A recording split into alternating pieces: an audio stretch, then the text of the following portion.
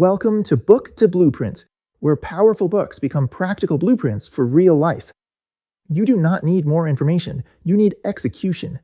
This is Book to Blueprint. Let's be clear, this isn't just another book review.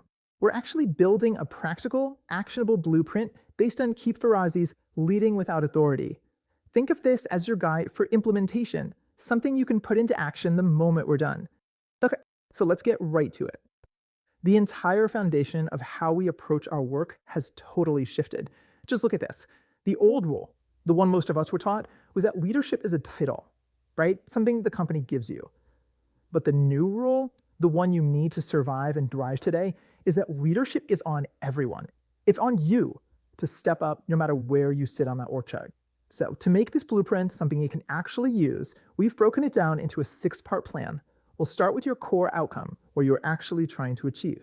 Then we'll get into the big idea, this thing called co-elevation.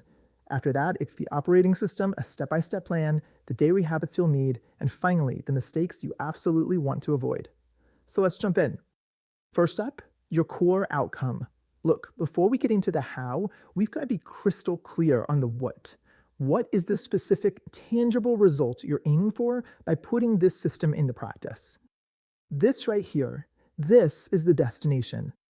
The goal isn't just to be a better manager of tasks, it's to actually lead, to innovate, and to get those breakthrough results. And you're going to do it by building powerful partnerships. And here's the kicker. Regardless of your formal job title, this is all about unlocking your influence, not just leaning on authority you might not even have. Now for part 2, the big idea. You know, every powerful system has a central engine, a core concept that makes it all work.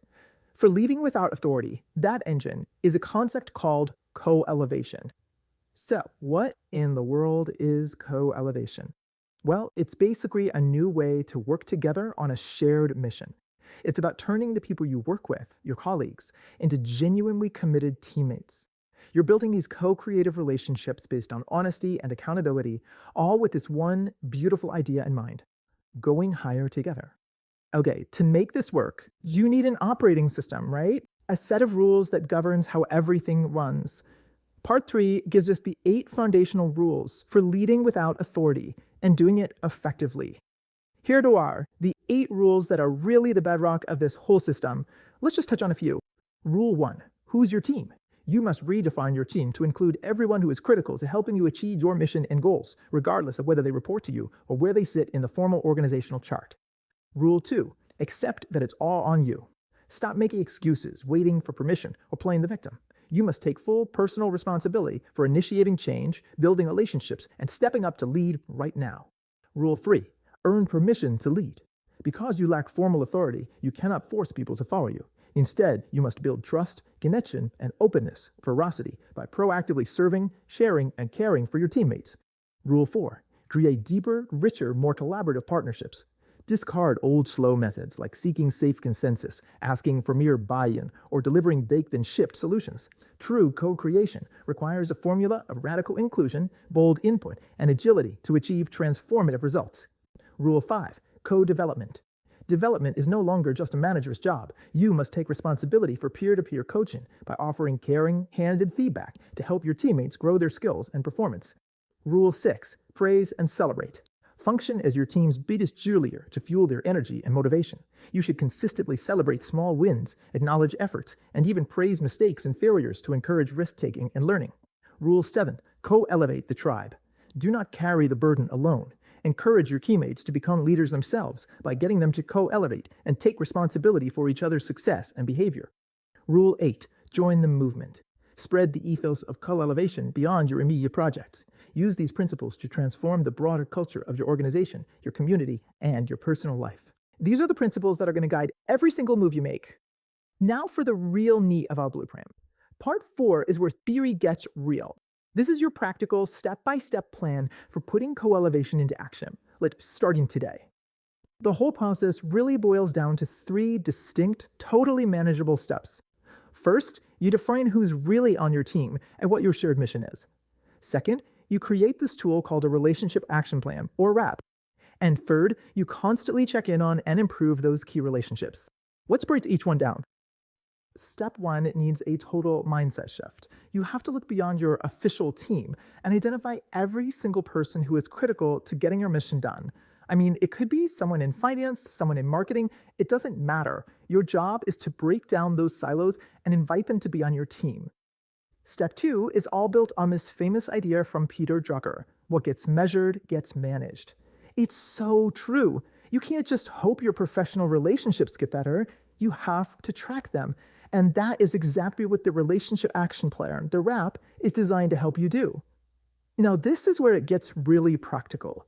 This table gives you a simple, clear way to measure your relationships.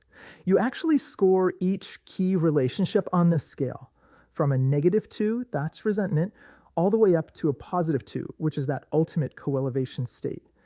This isn't about judging people, not at all. It's about getting an honest picture so you know exactly where to put your energy to make things better. Next up, part 5, the required recurring behaviors. A system and a plan are great, but they mean nothing if you don't build the daily habits to make them stick. And here they are. These are the specific, trackable habits you need to build into your routine. Things like starting peer-to-peer coaching, actively giving and asking for honest feedback, and not just at review time, but all the time. Making a point to generously offer help, and being brave enough to ask for it yourself. And of course, constantly celebrating progress, no matter how small. These are the behaviors that keep the cultivation engine running. And finally, we've hit part 6, and this one is so important: permanent mistakes to avoid. Seriously, knowing these traps ahead of time is half the battle. The first, and honestly the most common trap, is a phrase we've all heard, maybe even said: "It's not my job." This simple little sentence is the ultimate influence killer. So why is that such a trap? Because saying that is basically giving up your responsibility. It immediately limits your value and just hands over your power. Real transformation requires an all hands on deck mentality, where everyone, and that includes you, steps up to lead when it's needed. The second huge mistake is a direct leftover from those old rules of work we talked about. It's this belief that you have to wait for someone to give you formal approval before you can actually do something useful. Waiting for permission is the absolute enemy of innovation. It just slows everything down. The new rule, the very heart of leading without authority, is to take initiative. You collaborate, you create value first, and you earn permission through your actions, not by waiting around for someone to grant it to you. So, there you had it. The entire blueprint, the outcome, the big idea, the operating system, and the action plan. But the most important step is moving from knowing this stuff to actually doing it, which leaves us with just one final question. Who will you co-elevate with first? If you have a book in mind that should be added to our list, comment below. If this blueprint helped you, subscribe, like, and build with us. More blueprints are coming. Stay intentional, stay consistent. We are doing this one book at a time. And remember, you are the average of the 5 people you spend the most time with. So share this with them and grow together. Real progress becomes stronger when it is shared. Build your life one blueprint at a time. You do not attract what you want, you attract what you do.